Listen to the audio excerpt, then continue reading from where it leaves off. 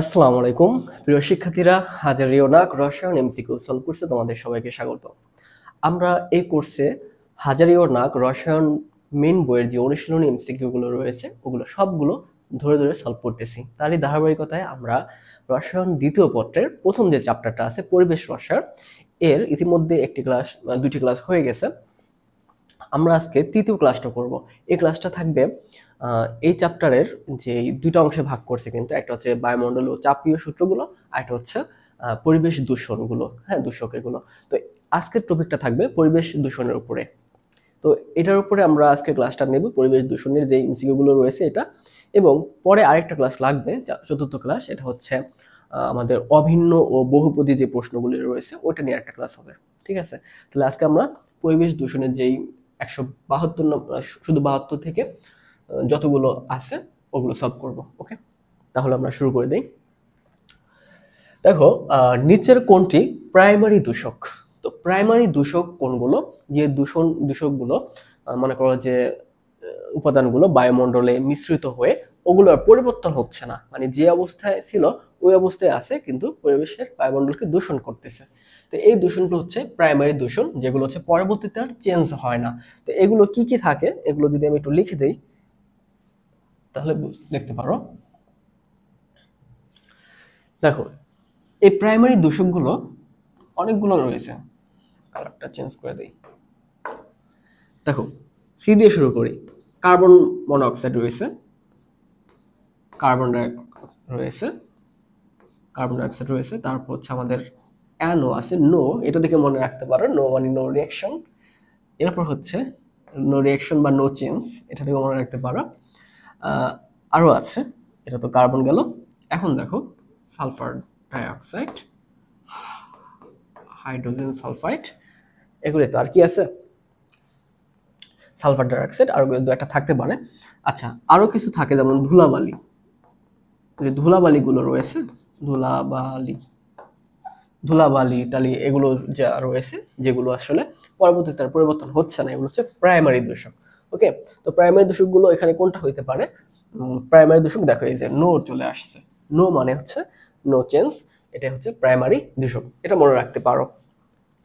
আচ্ছা, আমরা পরের প্রশ্নটা যাই। দেখো, নিচের কোনটি সেকেন্ডারি দূষক? তোমরা যদি দেখো প্রাইমারি দূষক যদি মনে রাখতে পারো, সেকেন্ডারি দূষক কিন্তু মনে রাখা আরো ইজি হয়ে যাচ্ছে। মানে যেগুলো প্রাইমারি দূষক ওগুলো বাদ করে দিলে কিন্তু হয়ে যায়, তাই না? তো মনে করো যে এখানে আমরা প্রাইমারি দূষক, দেখো এটা পাইছিলাম, এটা প্রাইমারি দূষক, এটাও প্রাইমারি দূষক, এই যে সালফার ডাইঅক্সাইড এটাও প্রাইমারি দূষক। তো এই তিনটা যদি প্রাইমারি দূষক হয় তাহলে এই লাস্ট অপশনটা কিন্তু আমাদের সেকেন্ডারি দূষক।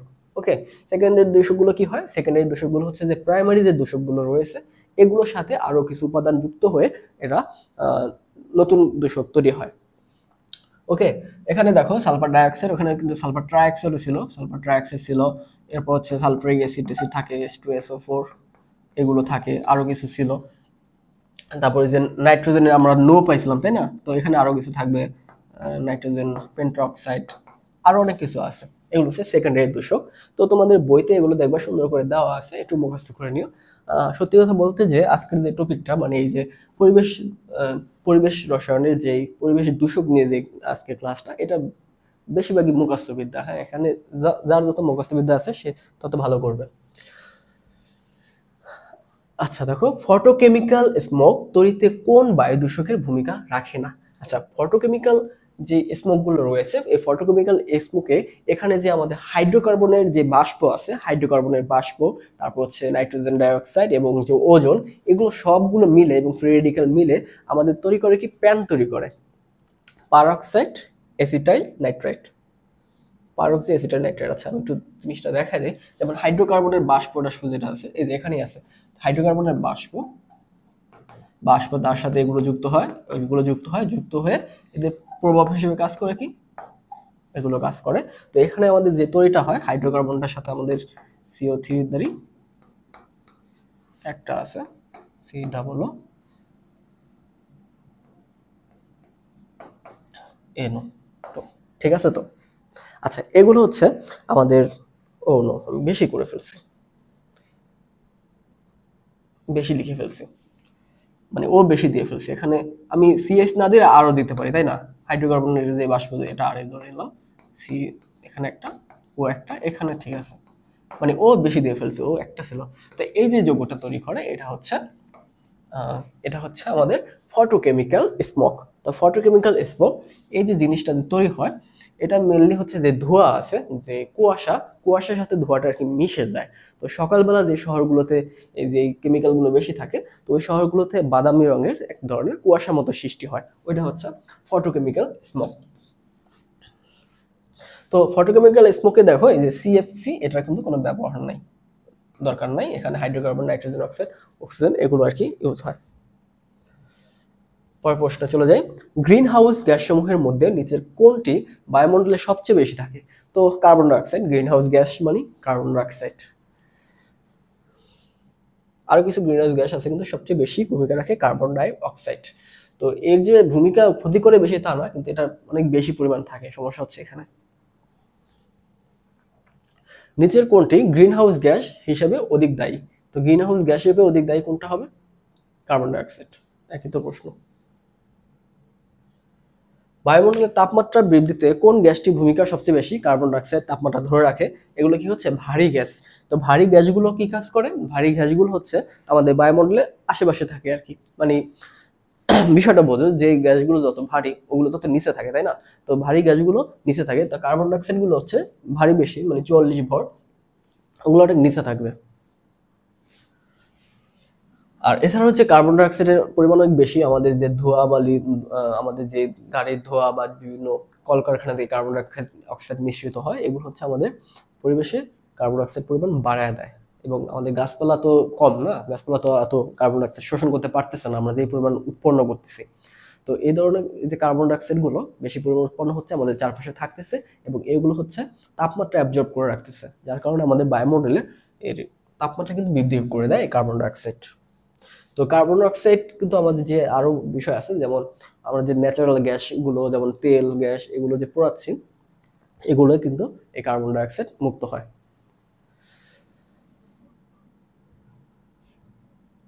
ওকে, পরে যাই। বৈশ্বিক উষ্ণতা সৃষ্টিতে প্রধান ভূমিকা রাখে কোনটি? Carbon dioxide. ফ্রিয়ন ওয়ান, আচ্ছা, ফ্রিয়ন 12 এর সংকেত কোনটি? ফ্রিয়ন 12 সংকেত হচ্ছে এই কার্বনের সাথে দুইটা ক্লোরিন, দুইটা ফ্লোরিন। এই যে কার্বনের সাথে দুইটা ক্লোরিন, দুইটা ফ্লোরিন।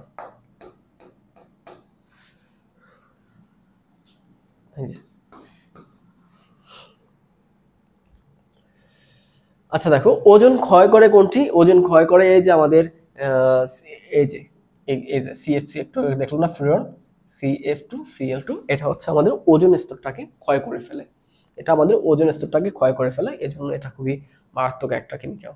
তো এটা ব্যবহার যত কমানো যায় ততই ভালো, এসি ফ্রিজ যত কম ব্যবহার করা যায় ততই ভালো, এরোসল এগুলো থেকে বের হয়।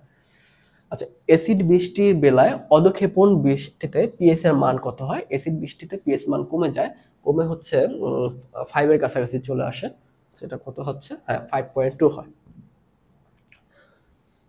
পরের প্রশ্ন দেখো, অ্যাসিড বৃষ্টির জন্য দায়ী কোনটি? অ্যাসিড বৃষ্টির জন্য দেখো এখানে সালফার ডাইঅক্সাইড আছে, কার্বন ডাইঅক্সাইডও দায়ী আছে, কিন্তু সালফার ডাইঅক্সাইড বেশি দায়ী। তো সালফার ডাইঅক্সাইড যে জলীয় সাথে অ্যাসিড বৃষ্টির পানির সাথে বিক্রিয়া করে এখানে সালফ্রিক অ্যাসিড আকারে কিন্তু নিচে পড়ে, মারাত্মক অ্যাসিড। তো অ্যাসিড বৃষ্টির জন্য দায়ী হবে এখানে সালফার ডাইঅক্সাইড। কোন অ্যাসিডটি বেশি তীব্র অ্যাসিড হবে? তীব্র অ্যাসিড হবে দেখো এই যে সিকল গুলো যেগুলো থাকে, জৈব অ্যাসিড গুলো, এক্ষেত্রে সিকল যত কম হয় মানে হচ্ছে ওইটাই তত তীব্র হয়। দেখো এখানে একটা আছে ফর্মিক অ্যাসিড, সবচেয়ে কম মিথানোয়িক অ্যাসিডটা, তো এটা হচ্ছে সবচেয়ে তীব্র অ্যাসিড। কারণ কি? ও দ্রুত H+ আয়ন মুক্ত করে দিতে পারবে, আর এখানেও ওরাও মুক্ত করবে, কিন্তু এদের তুলনায় কম করবে। কারণ কি? এদের এখানে যে এই যে বড় একটা সিকল আছে আর মূলকটা তোমরা যে জৈব রসায়নে পড়ছো, যে এরা হচ্ছে ইলেকট্রন দাতা, মানে এরা হচ্ছে ইলেকট্রন দিতে পারে। তো এখানে যদি বেশি বেশি ইলেকট্রন দেয়, হাইড্রোজেন তো ইলেকট্রন পেয়ার কোথাও যাবে না, তোমরা তো জানো হাইড্রোজেন কতটা ইলেকট্রন লোভী। তো ও যেহেতু এখানে ইলেকট্রন বেশি পাবে, এখান থেকে যেতে চাবে না, তো এখানে ইলেকট্রন কম পাবে, তাই ও এখান থেকে চলে যেতে যাবে। পরের প্রশ্নে যাই। আচ্ছা, অনুবন্ধী অ্যাসিড ক্ষারকের বিষয়টা হচ্ছে তোমাদের রসায়নের প্রথম পত্রের যেই চতুর্থ চ্যাপ্টারটা আছে রাসায়নিক পরিবর্তন, ওখানে কিন্তু সুন্দরভাবে বিস্তারিতভাবে বলে দিয়েছিলাম, তো এটা যদি জানো। এখানেও আছে অনুবন্ধী ক্ষারক অম্লের বিষয়টা, তো এটাও তোমরা ক্লিয়ার হয়ে যাও যে ক্ষারক ক্ষেত্রে কোনটা হবে, যে একটা হাইড্রোজেন কম থাকে আর কি, একটা হাইড্রোজেন কম থাকে, আর অ্যাসিডের ক্ষেত্রে একটা হাইড্রোজেন বেশি থাকে। দেখো এখানে যদি একটা হাইড্রোজেন আছে, এটাও যদি কমায় দিয়ে থাকবে কোনটা, এই যে এটা থাকবে CO3 2+। সবচেয়ে বেশি অ্যাসিডের পিকে মান কত, এই যে সবচেয়ে তীব্র যদি হয় ওর পিকের মান হবে 1 হবে সবচেয়ে তীব্র। নিচের কোন জোড়া লুইস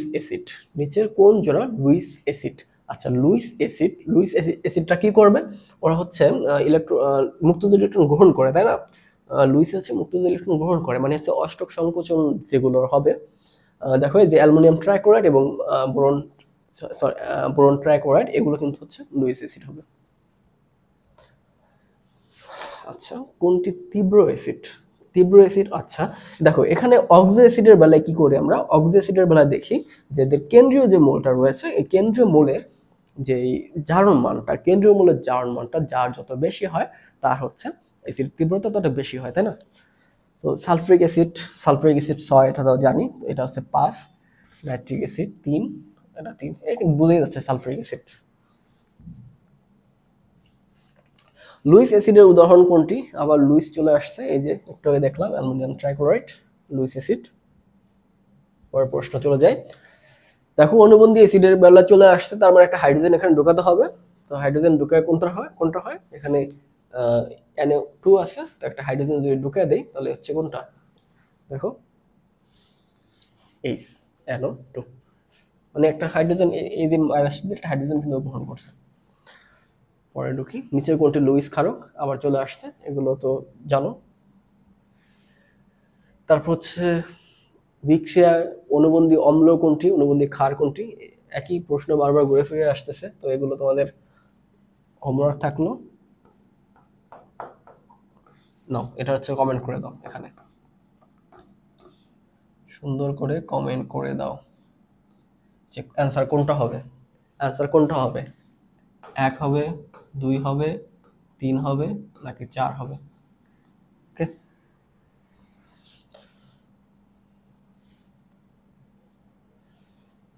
আবার কি ব্যাপার, আচ্ছা এটাও কমেন্ট করে দাও, কোনটা হবে,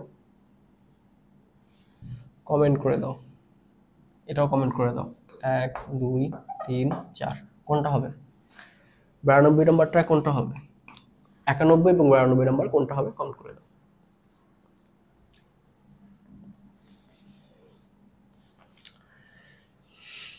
কি ব্যাপার, আচ্ছা একই প্রশ্ন বারবার আসতেছে, শুধু মান একটু চেঞ্জ করে দিচ্ছে বা রিয়েক্টরগুলো একটু চেঞ্জ করে দিচ্ছে। আচ্ছা এগুলো কমেন্ট করো কোনটা হবে,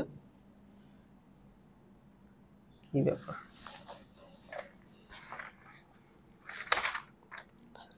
পঁচানব্বই, চুরানব্বই,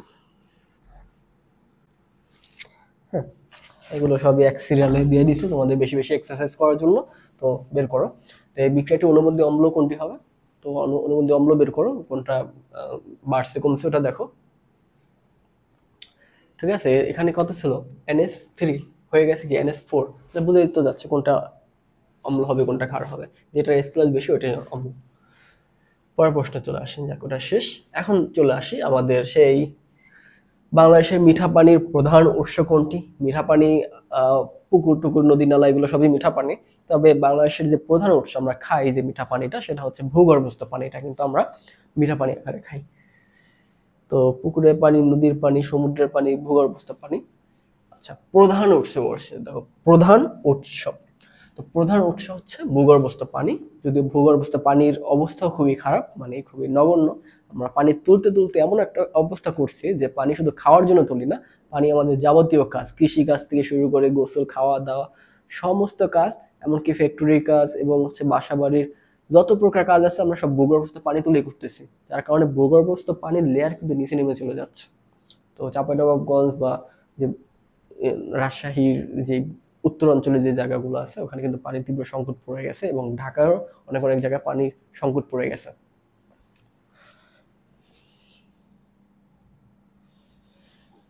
একটি পুকুরের পানি ডিও এর মান 4 হলে পানিটি হবে কোনটি? দেখো ডিও এর মান তোমাদের বইতে কিছু চার্ট আছে, ডিও, বিওডি, সিওডি, তারপর হচ্ছে পিএসটিএস, বিভিন্ন হ্যান ত্যান মান, অনেকগুলো মান দেওয়া আছে, এগুলো সুন্দর করে নোট করে মুখস্থ করে ফেলো। এগুলো আসে পরে এমসিকিউতে আসে। তো ডিও এর মান সাধারণত হচ্ছে 5 থেকে 6 এর ভিতরে থাকতে হয়। তো এটা হচ্ছে লিমিট 5 5 বা 6, এটা হলে ভালো হয়। তো এখানে যেহেতু 4 আছে, 5-এর কাছাকাছি, তো এটা বিশুদ্ধ পানি ধরতে পারি আমরা, বিশুদ্ধ পানি। মাঝে মাঝে পুকুরে মাছ পানির উপরের অংশে হা করে শ্বাস নেয়, এর কারণ কি? হা করে শ্বাস নেয় কারণ কি? অক্সিজেনের পরিমাণ কমে যায় নাকি? হ্যাঁ, অক্সিজেনের পরিমাণ, এতে ডিও এর মান কমে যায়। কোনটা হবে? হ্যাঁ, পানিতে ডিও এর মান কমে যায়। বিষয় হচ্ছে কি, যে আমরা পুকুরে, এই যে যাদের গ্রামে বাড়ি আছে তারা দেখবা যে পুকুরে হচ্ছে শ্যাওলা পড়ে যায়, তাই না? পুকুরে একটা শ্যাওলা, একটা লেয়ার পড়ে যায়, তখন কিন্তু ওখানে অক্সিজেনের অভাব পড়ে যায়। তো এটা হয় কেন? এটা যে ডিটারজেন্ট, পুকুরে অনেক সময় দেখো শুধু গোসল না, ওখানে কিন্তু জামা কাপড় ওয়াশ করা হয়, তখন ডিটারজেন্ট ব্যবহার করা হয়। ডিটারজেন্টের কাজ করে কি, ওখানে যে ফসফেট থাকে কিন্তু ডিটারজেন্টের ভিতর, তো এগুলো হচ্ছে শ্যাওলা তৈরিতে আর কি, শ্যাওলা তৈরি করে পরে পুকুরের পানিতে শ্যাওলা তৈরি করে ফেলে। তো পুকুরের পানিতে যখন শ্যাওলা তৈরি করে ফেলে, তখন অক্সিজেনের মাত্রা কিন্তু কমে যায়, মানে ডিউ এর মান কমে যায়, ডিজলভ অক্সিজেনের মাত্রা কমে যায়। তখন কি হয় যে যে জলজ যে প্রাণীগুলো, তাদের তো অক্সিজেনের শর্টেজ পড়ে যায়, এই জন্য উপরে চলে আসে, উপরে চলে এসে হা করে থাকে। এই দেখো কি অবস্থা, উপর অংশে হা করে শ্বাস নেয়।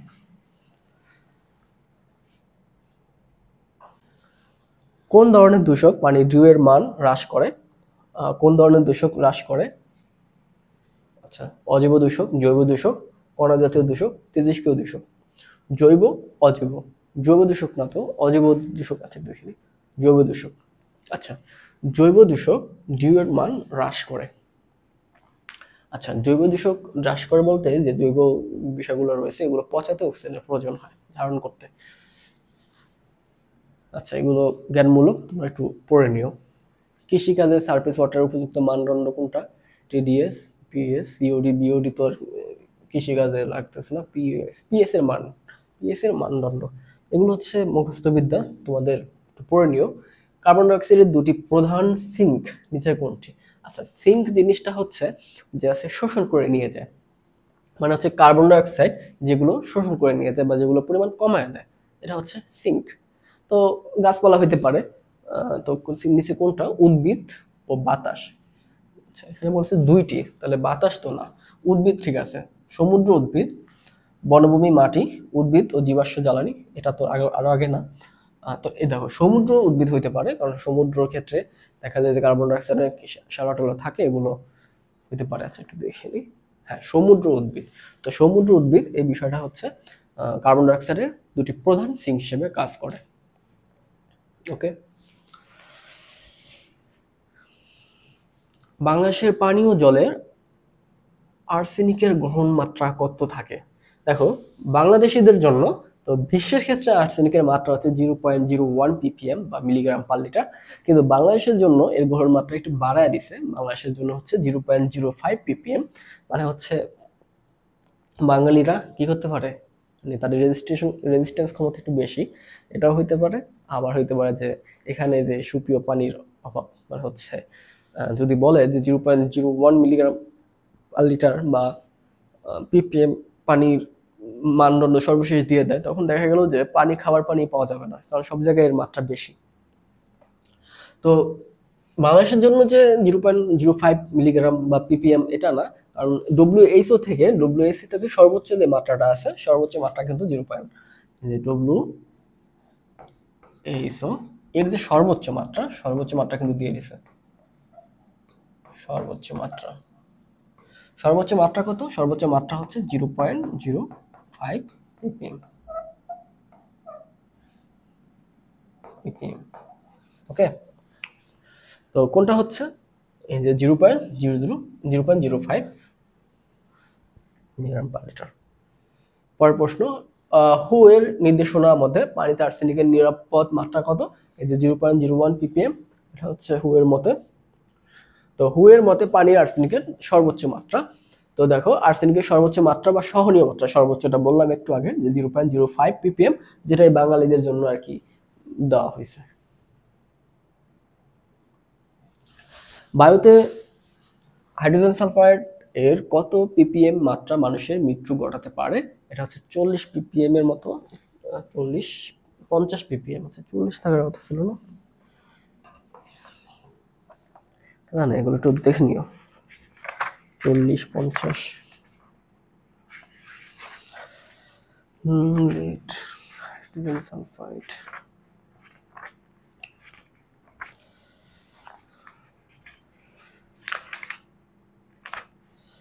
আচ্ছা এগুলো হচ্ছে তোমাদের বইতে দেখবো, এই যে সুন্দর মতো দেওয়া আছে, এই যে বিশ্ব স্বাস্থ্য সংস্থা অনুযায়ী হু এর অনুমত পানি গ্রহণ মাত্রা এগুলো দেওয়া আছে, তারপর পিএইচ, ডিও, পিওডি এগুলো দেওয়া আছে সুন্দর করে সক করে, এটা একটু পড়ে নিও। অনেক কিছু আছে, কয়েকটা জিনিস পড়লে তোমাদের হয়ে যাচ্ছে, বিওডি সিওডি কত মাত্রা আছে, এই জিনিসগুলো হচ্ছে তোমরা একটু পড়ে ফেলবা। এরপর হচ্ছে তোমরা যে অনুবন্ধী ক্ষার অম্ল, এটা এই বিষয়টা এখানে আলাপ আলোচনা করে দিছে, এগুলোটা একবার রিভিশন দিয়ে দিতে পারো তাহলে হয়ে যায় এমসিকিউর জন্য। সিকিউর জন্য যদি পড়ো, আচ্ছা এখানে হাইড্রোজেন সালফার কত ppm মানুষের জন্য মৃত্যু ঘটাতে পারে, তবে একটা মাত্রা দেওয়া আছে যে নিরাপদ সর্বোচ্চ মাত্রা হচ্ছে 0.002 ppm, এটা দেওয়া আছে, এই যে এই ছকটা দেওয়া আছে 80 নম্বর পেজে, তো এখানে দেওয়া আছে 50। আচ্ছা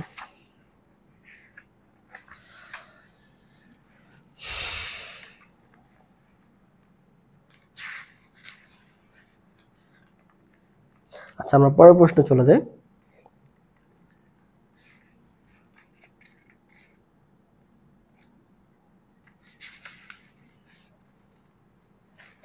আচ্ছা যাই হোক, সর্বোচ্চ মাত্রা, আর এখানে বলছি যে মাত্রা মানুষের মৃত্যু ঘটাতে পারে, তো 50 ppm হলে আছে মৃত্যু ঘটাতে পারে, তাই একটু দেখে নিয়ে জিনিসগুলো। পরের প্রশ্নে চলে যাচ্ছি, কার্বন মনোঅক্সাইডের সহনীয় মাত্রা কত? এটা খুবই ডেঞ্জারাস একটা গ্যাস, এটা খুব কম পরিমাণে আমাদের শেষ করে দিতে পারে।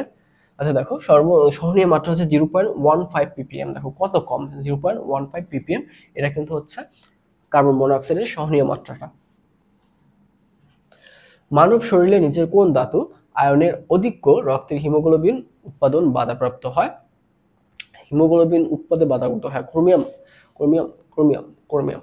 মানব শরীরে নিচে ক্রোমিয়ামের যদি পরিমাণ অধিক্য হয়ে যায়, এগুলো হচ্ছে আমাদের রক্তে যে হিমোগ্লোবিন আছে এখানে উৎপাদন বাধাপ্রাপ্ত হয়। তো ক্রোমিয়াম বিভিন্নভাবে আমাদের শরীরে চলে যেতে পারে, যেমন ট্যানারি থেকে শুরু করে বিভিন্ন আমাদের যে চাষাবাদ, যে জমিতে চলে যেতে পারে, চাষাবাদের জমিতে চলে যেতে পারে, তারপর পানির ভিতরে চলে যেতে পারে, পানি থেকে আমাদের মাছ খায়, মাছ থেকে আমাদের শরীরে চলে আসতে পারে বিভিন্ন ভাবে, তারপর যে পোল্ট্রি মুরগি ওদের খাবার টাবার অনেকভাবে চলে আসতে পারে। মানব শরীরে কোন ভারী ধাতু আয়রনের কারণে ব্ল্যাক ফুট ডিজিজ হয়? ব্ল্যাক ফুট ডিজিজ হচ্ছে আর্সেনিকের জন্য হয় এটা। তো তোমাদের দেখবা যে হাজারিন আকসার বইতেও সুন্দরভাবে দেওয়া আছে, পায়ের যে স্পট থাকে ব্ল্যাক ফুট ডিজিজ গুলো পায়ে হাতে, এগুলো হচ্ছে আর্সেনিকের জন্য হয়ে থাকে। তো মানব শরীরে কোন ধাতু আয়রনের অধিকের কারণে হাড় ভঙ্গুর বা অস্টিওপোরোসিস হয়? হাড় ভঙ্গুর এবং অস্টিওপোরোসিস হচ্ছে কোনটা? ক্যাডমিয়াম, ক্যাডমিয়াম, ক্যাডমিয়ামের প্রভাবে এটা হয়ে থাকে, ক্যাডমিয়ামের কারণে এটা হয়ে থাকে। এটা একটু দাগে দাগে পড়বা সুন্দরভাবে, ক্যাডমিয়াম। তো আজকের ক্লাসে আর কয়টা আছে? তো আমরা হচ্ছে 128 পর্যন্ত পড়বো আজকের ক্লাসে, 128 পর্যন্ত পড়বো। ওকে, ক্যাডমিয়াম 108 আছে, আরো 20টা পড়বো ক্যাডমিয়াম। কেন? তো কোন ভারী ধাতুর আয়রনের পানির দূষণ শিশুর বুদ্ধি বৃত্তি বা আইকিউ হ্রাস পায়? আইকিউ হ্রাস পায় হচ্ছে লেডের কারণে। আচ্ছা হ্যাঁ, আইকিউ হ্রাস পায় লেডের কারণে, কিন্তু হচ্ছে যে অস্টিওপোরোসিস যেটা, এই যে হাড় ভঙ্গুর হয়ে যায়, ওইটা হচ্ছে ক্যাডমিয়াম, আর লেডটা হচ্ছে যে আইকিউ হ্রাস পায়। পরের প্রশ্ন, কোন অবস্থায় বাস্তব গ্যাস বয়লের সূত্র মেনে চলে? তো বাস্তব গ্যাস বয়লের সূত্র মানবে কখন? যে উচ্চ তাপমাত্রায় বয়লের সূত্র, কক্ষ 0°C তাপমাত্রায়, নিম্ন তাপমাত্রায়। আচ্ছা, উচ্চ তাপমাত্রায় হচ্ছে বয়লের সূত্রটা মেনে চলে। বয়লের সূত্র, বাস্তব গ্যাস বয়লের সূত্র মেনে চলে, বয়লের সূত্র তাপের সাথে সম্পর্ক। আচ্ছা, উচ্চ তাপমাত্রায় বাস্তব গ্যাসটা বয়লের সূত্র মেনে চলবে। অ্যাভোগাড্রো সূত্রের গাণিতিক রূপ কোনটি? অ্যাভোগাড্রো সূত্রের গাণিতিক রূপ কোনটি? এই যে অ্যাভোগাড্রো সূত্রে কি থাকে, এন টি স্থির, এন অ্যাভোগাড্রো সূত্র তো এন এর সাথে সম্পর্ক, তাই না, এন এর সাথে সম্পর্ক, বি সমানুপাতিক এন।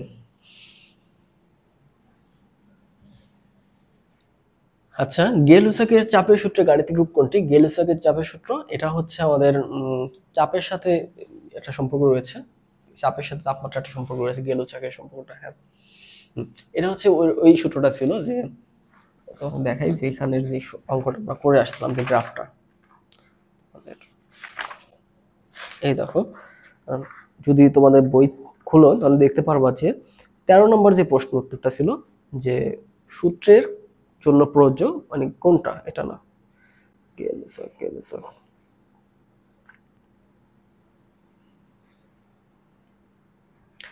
আচ্ছা আচ্ছা সরি, ওইটা না, এটা হচ্ছে চার্লসের সূত্র। ওকে, যাই হোক, গে-লুসাকের সূত্রের গাণিতিক রূপটা দেখো, পির সাথে টি সম্পর্ক, এন বি এস টির। তো সূত্রগুলো যদি মনে থাকে তাহলে এটা পারবা। নির্দিষ্ট ভরে কোনো গ্যাসের চাপ অর্ধেক হ্রাস করলে তাপমাত্রা দ্বিগুণ করা হলে আয়তন কি হচ্ছে? তো কি করতেছি, চাপ অর্ধেক হ্রাস করতেছি, আবার তাপমাত্রা কি করতেছি, দ্বিগুণ করতেছি।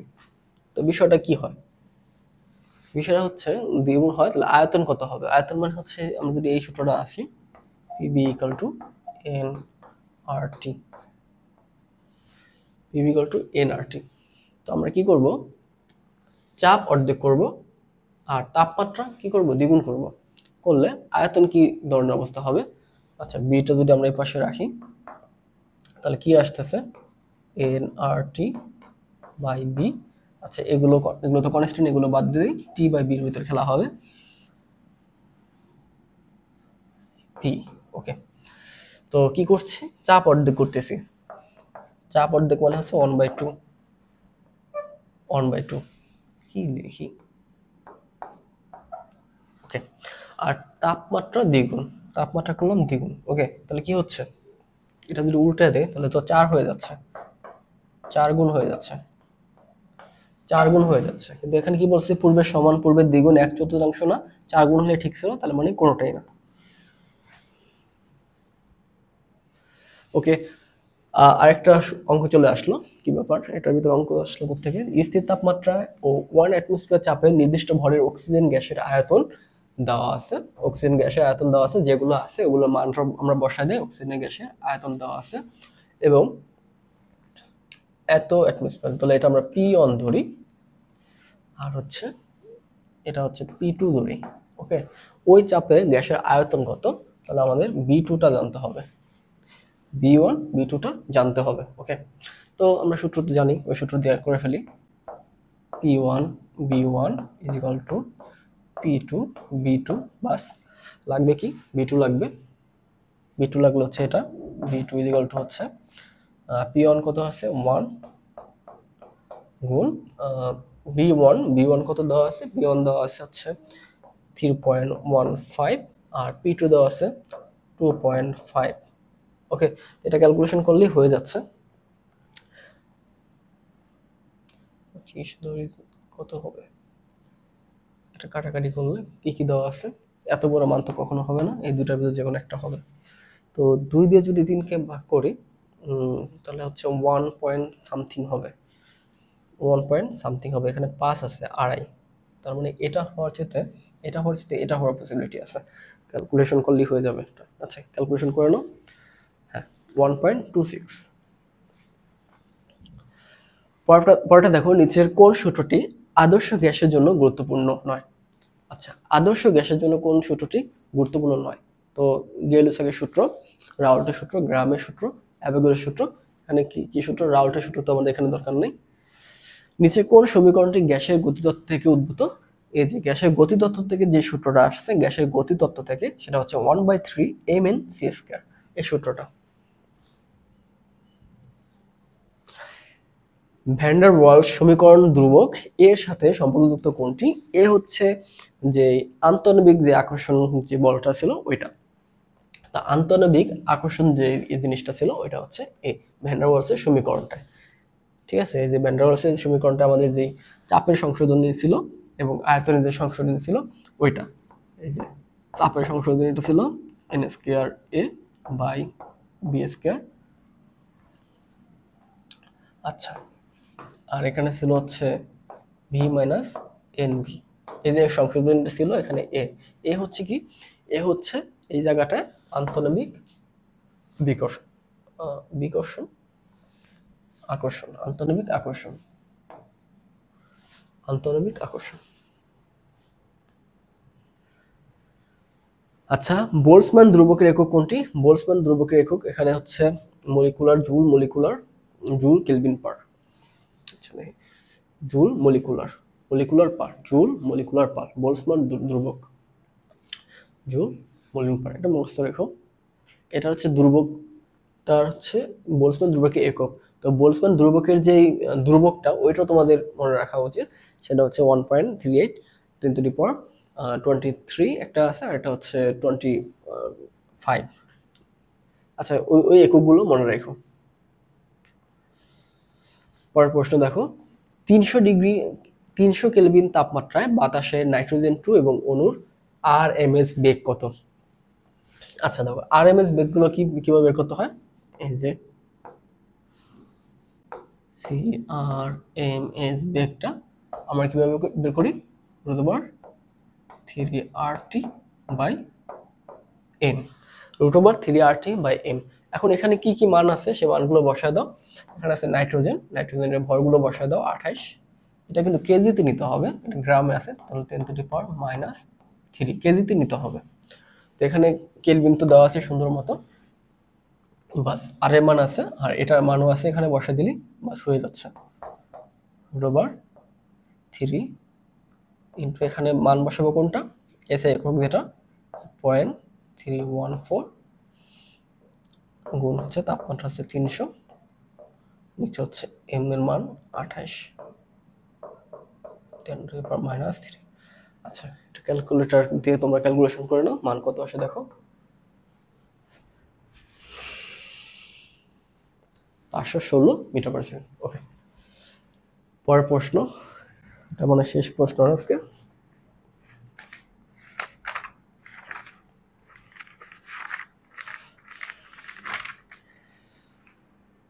না, 28 পর্যন্ত, 28 পর্যন্ত। ওকে, সমস্যা না। আচ্ছা দেখো, নিচের কোনটি ওজোন স্তর ধ্বংসের জন্য দায়ী? এই যে CFC12 এগুলো হচ্ছে ওজোন স্তর ধ্বংসের জন্য দায়ী হয়। কি ব্যাপার? ও আচ্ছা, দায়ী নয়। এখন এক বিষয়টা একটু খেয়াল করো,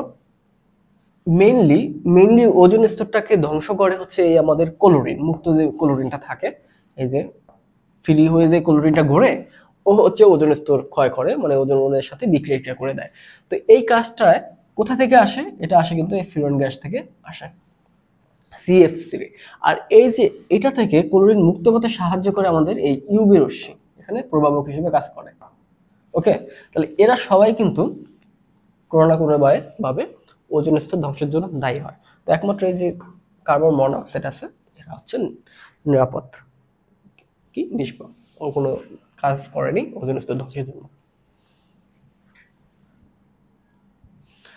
নিচের কোন যৌগটি ফ্রেয়ন 12 নামে পরিচিত?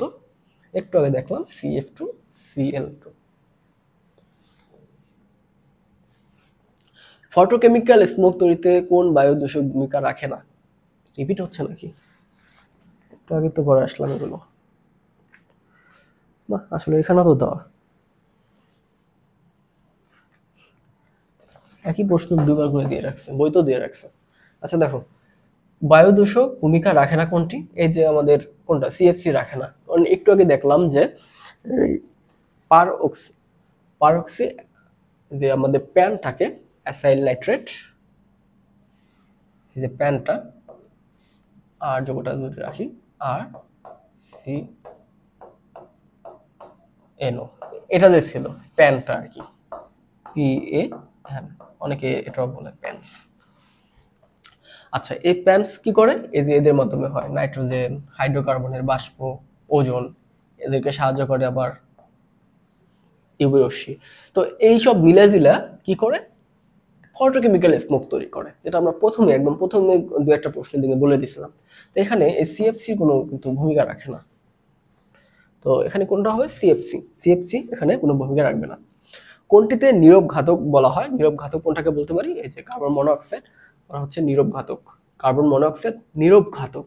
কেন নীরব ঘাতক?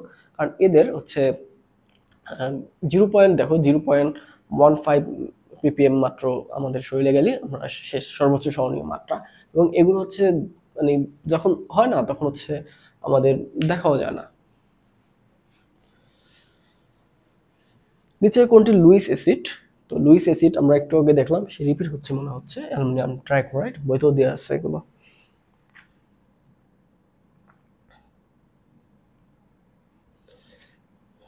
এগুলো তোমাদের প্রথমে দিকে করে আসছিলাম, ট্রাইঅক্সাইড, লুইস অ্যাসিড। তাপমাত্রার সাথে গ্যাসের আয়তনের পরিবর্তন হয় কোনটি?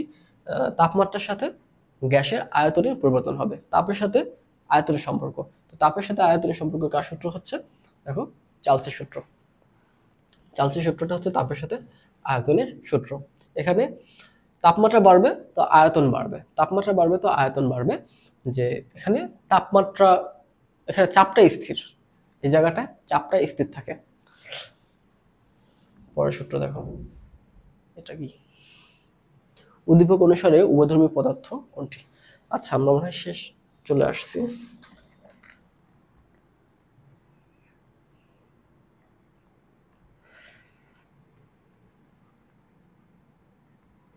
আরো 2-3টা আছে। হ্যাঁ, এটা তো এখানে বহুপদীবিতা থাকার কথা ছিল, এই জায়গায় দিয়ে দিছে। আচ্ছা, যাই হোক, তারপর পড়ি। ওকে, এখন দেখো এই জায়গায় কি করছে, বিক্রিয়াটা হয়েছে। 1 নম্বর বিক্রিয়া এটা তৈরি হয়েছে, 2 নম্বর বিক্রিয়া আবার ওখান থেকে বিক্রিয়া করে এই একটা তৈরি হয়েছে। এখন উদ্দীপক অনুসারে উভয়ধর্মী পদার্থ কোনটি? তো উভয়ধর্মী পদার্থ কোনটি হবে? উভয়ধর্মী পদার্থ হচ্ছে যারা হচ্ছে অ্যাসিডও হয়েছে আবার ক্ষারও হয়েছে। এখন দেখতেছি এখানে অ্যাসিড হয়েছে কারা, ক্ষার হয়েছে কারা। এই জায়গায় দেখা যাচ্ছে যে ও একটা গ্রহণ করছে, গ্রহণ করে অ্যাসিড হয়েছে, আবার এপার বিয়োজন করে দিছে। আচ্ছা, এটা তো তাহলে হচ্ছে কোনটা? এটা হবে HCO, এটা তো হওয়ার কথা। HCO3+, হ্যাঁ, HC3+, এরা হচ্ছে উভয়ধর্মী। HC3, এই দেখো HCO3-। তো কি করতেছে, ও হচ্ছে এখান থেকে একবার গ্রহণ করলো আবার এখানে একবার কি করলো, ত্যাগ করলো। বুঝছো উভয়ধর্মী বিষয়টা? বুঝছো এখানে মানে মানে ওরা প্রোটন গ্রহণও করছে আবার ত্যাগও করছে, মানে একই সাথে যেটা হয়, মানে অম্ল হয়েছে ক্ষারও হয়েছে। এগুলো হচ্ছে উভয়ধর্মী অক্সাইড। দেখো নি কোন জায়গায়? আচ্ছা, দেখাই দিচ্ছে। দেখো এই যে এখান থেকে, এই যে এখান থেকে ও যুক্ত হয়ে তৈরি হলো কি, H2CO3। আবার দেখো ও কি করছে, ও এখানে আবার দান করছে, দান করে কি তৈরি হয়েছে, এই যে CO3। তার মানে একবার গ্রহণ করলো আবার একবার দান করলো, এখানে কি গ্রহণ করছে আর এখানে কি দান করছে। বোঝা গেছে এবার উভয়ধর্মী যে। নিচে কোনটি লুইস অ্যাসিড? লুইস অ্যাসিড আবার চলে আসছে, aluminium trichloride, Luis acid. Last question, 28 নম্বর। আচ্ছা, এফজিডি প্লান্টের মাধ্যমে কোনটি দূর করা যায় না? এফজিডি প্লান্টের মাধ্যমে কোনটি দূর করা যায় না? এফজিডি প্লান্টের মাধ্যমে কার্বন মনোক্সাইড দূর করা যায় না। এটা কোথেকে আসলো? এফজিডি প্লান্টের মাধ্যমে কার্বন মনোক্সাইডটা দূর করা যায় না। এবং নিচের কোনটি মাটি দূষকের পানি নির্দেশক হিসেবে কাজ করে? নিচের পরের প্রশ্নটা, নিচের কোনটি মাটি দূষক হিসেবে কাজ করে? সেটা হচ্ছে সিওডি, মান হচ্ছে 100 মিলিগ্রাম পার লিটার। এটা হচ্ছে নিচে মানটি দূষিত পানির নির্দেশক হিসেবে কাজ করে। সিওডি হচ্ছে দূষিত পানির নির্দেশক হিসেবে কাজ করে 100 মিলিগ্রাম পার লিটার যেটা ছিল। এই তো তো আজকের ক্লাসে আমাদের যে পরিবেশ দূষক জিনিসটা আসলো এটা কমপ্লিট হয়ে গেল। তো আরেকটা ক্লাস আছে, ওখানে আমরা যে বহুপদীগুলো আছে এবং অভিন্ন কোশ্চেনগুলো আছে যেগুলো তোমাদের একাডেমিতে মেনলি আসে, তো ওই ক্লাসটা করবো আর কি পরের ক্লাসটায়। ওকে, সেই ক্লাসটা দেখার জন্য অবশ্যই আমন্ত্রণ রইল।